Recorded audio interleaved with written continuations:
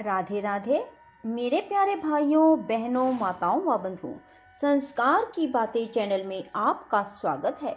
बंधुओं, आज मैं आपके लिए लाई हूँ संकष्टी चतुर्थी के दिन संकष्टी चतुर्थी व्रत कथा। बंधुओं, यदि आपने हमारे चैनल को अब तक सब्सक्राइब नहीं किया तो जरूर करें और बेल आइकन दबाना ना भूलें, ताकि आपको हमारी आने वाली सभी वीडियोस की जानकारी सबसे पहले हो सके। बंधुओं, वीडियो को पूरी सुनने के बाद कमेंट बॉक्स में जय गणेश भगवान जरूर लिखें। बंधुओं, अब सभी मेरे साथ मिलकर बोलो, गणेश भगवान की जय हो। बंधुओं, कथा को पूरे एकाग्र मन से सच्ची निष्ठा के साथ ही सुनना। आपके सभी संकट दूर होंगे। आपको जीवन में कभी भी धन की कमी नहीं होगी। एक शहर में देवरानी और जेठानी रहती थी। जेठानी बहुत अमीर थी, परंतु देवरानी बहुत गरीब थी। देवरानी का पति जंगल से लकड़ियां काटकर शहर में बेचा करता था और अक्सर बीमार ही रहता था। इस वजह से देवरानी को जेठानी के घर में काम करना पड़ रहा था, अर्थात देवरानी जेठानी के घर का सारा काम करती थी।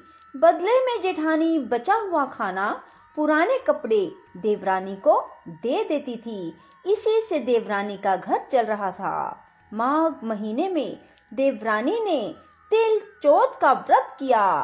देवरानी ने 5 रुपए के तिल और गुड़ लाकर तिल कुटा बनाया। पूजन करके कथा सुनी और तिलकुटा छींके में रख दिया। सोचा, चांद उगने पर चंद्रमा को अर्घ देकर तिलकुटे का भोग लगाकर ही कुछ खाऊंगी। कथा सुनने के बाद वह जेठानी के घर चली गई। खाना बनाकर उसने जेठानी के बच्चों से कहा, बच्चों आओ खाना खा लो। बच्चे बोले, जब माँ खाएगी हम तभी खाएंगे। फिर उसने अपने जेठ जी से कहा, जेठ जी आप खाना खा लीजिए। जेठ बोला, मैं अकेला नहीं खाऊंगा, जब सभी खाएंगे मैं भी तभी खाऊंगा। जेठानी ने देवरानी को कहा, आज तो किसी ने भी अब तक खाना नहीं खाया, तो मैं तुम्हें खाना कैसे दूं? तुम सुबह बचा हुआ खाना ले जाना। देवरानी के घर पर पति बच्चे सभी आस लगाए बैठे थे कि माँ आएगी तो पकवान मिलेंगे, क्योंकि आज तो त्योहार है।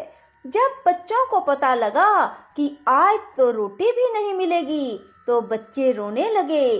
उसके पति को भी बहुत गुस्सा आया। कहने लगा, सारा दिन काम करके भी रोटी नहीं ला सकती तो काम क्यों करती हो? पति ने अपनी पत्नी को कपड़े धोने के धोबने से पीटा। धोबना टूट गया तो उसने पट्टे से पीटा। वे बेचारी गणेश जी को याद करती हुई रोती रोती पानी पीकर सो गई। उस दिन गणेश जी उसके स्वप्न में आए और कहने लगे, धोबना पीटी पाटा पीटी सो रही है या जाग रही है? वह बोली, कुछ जाग रही हूँ, कुछ सो रही हूँ। गणेश जी बोले, कुछ खाने को दे दो। वह बोली, मेरे घर में तो खाने का एक दाना भी नहीं है। जेठानी जो बचा कुचा दे देती थी, आज तो उसने वो भी ना दिया। पूजा का तिलकुटा छींके में पड़ा है, वही खा लो। तिलकुटा खा लेने के बाद गणेश जी बोले, धोबना पीटी पाटा पीटी निपटाई लगी है। वह बोली, ये पड़ा घर, जहाँ इच्छा हो वहीं निपट लो। गणेश जी बोले, कहाँ पहुँचूं? उसे बहुत गुस्सा आया। बोली, मेरे सिर से पूछ लो। और कहाँ पहुँचोगे? सवेरे देवरानी उठी तो देखकर हैरान रह गई। पूरा घर हीरे मोतियों से जगमगा रहा है। उसके माथे पर हीरे मोतियों के टीके जगमगा रहे थे। उस दिन देवरानी जेठानी के यहाँ काम करने भी नहीं गई। बड़ी देर तक राह देखने के बाद जेठानी ने बच्चों को बुलाने भेजा। उसने सोचा कल खाना नहीं दिया था, शायद देवरानी बुरा मान गई है। बच्चे देवरानी को बुलाने गए। चाची चाची चलो, माँ ने बुलाया है, सारा काम पड़ा है। देवरानी जेठानी आपस में सुनाने का मौका नहीं छोड़ती। देवरानी बोली, बेटा बहुत दिन तक तेरी माँ के यहाँ मैंने काम किया है, अब ऐसा कर तू अपनी माँ को मेरे यहाँ काम करने के लिए भेज दे। बच्चों ने घर जाकर माँ को बताया कि चाची का घर तो हीरे मोतियों से जगमगा रहा है। जेठानी दौड़ती हुई देवरानी के घर पहुंची और पूछा, ये सब कैसे हुआ? देवरानी ने उसके साथ जो कुछ हुआ वो सब कह डाला। घर लौटकर जेठानी ने अपने पति से कहा, आप मुझे धोबने और पाटे से पीटो। उसका पति कहने लगा, मैंने कभी भी तुम पर हाथ नहीं उठाया, तो आज मैं तुम्हें धोबने और पाटे से कैसे मार सकता हूँ? वह नहीं मानी और जिद करने लगी, तो उसके पति ने उसे धोबने और पाटे से पीटा। जेठानी ने ढेर सारा घी डालकर चूरमा बनाया, छींके में रख कर सो गई। रात को चौथ विनायक सपने में आए और कहने लगे, भूख लगी है, क्या खाऊं? जेठानी बोली, गणेश जी महाराज, आपने देवरानी के घर तो सूखा चुटकी भर तिलकुटा खाया था, मैंने तो मेवे डालकर घी का चूरमा बनाकर छींके में रखा है, वही खा लीजिए। गणेश जी बोले, कहाँ निपटूं? जेठानी बोली, उसके यहाँ तो टूटी फूटी झोपड़ी थी, मेरे यहाँ तो महल है, जहाँ मर्जी निपट लो। गणेश जी ने पूछा, कहाँ पहुँचूं? जेठानी बोली, उसका तो गंदा माथा है, मैंने तो तेल लगाया है, मेरे माथे से पोंछ लो। धन की लोभी जेठानी सवेरे जल्दी उठी। सोचा घर हीरे मोतियों से भरा होगा, पर देखा सारे घर में गंदगी फैली थी, खूब बदबू आ रही थी, उसके सिर पर गंदगी लगी थी।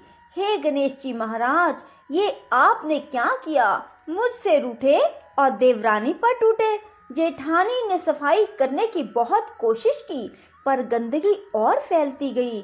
जेठानी के पति को पता लगा तो वह बहुत गुस्सा हुआ और बोला, तेरे पास सब कुछ था, फिर भी तेरा मन नहीं भरता, देख तेरे लालच का नतीजा।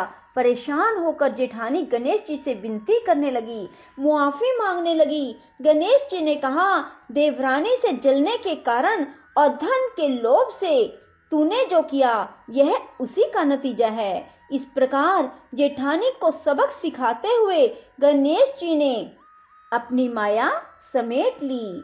देवरानी पर गणेश जी महाराज, जैसी आपने कृपा की, सब किसी पर करना। कहानी कहने वाले, सुनने वाले और हुंकारा भरने वाले सब पर कृपा करना। पर हे गणेश जी महाराज, जैसा आपने जेठानी के साथ किया, वैसा किसी के साथ ना करना। बोलो चौथ विनायक की जय हो, गणेश जी महाराज की जय हो। राधे राधे, जय श्री कृष्णा। बंधुओं, यदि आपको हमारी वीडियो पसंद आए तो इसे लाइक करें और शेयर भी जरूर करें। धन्यवाद।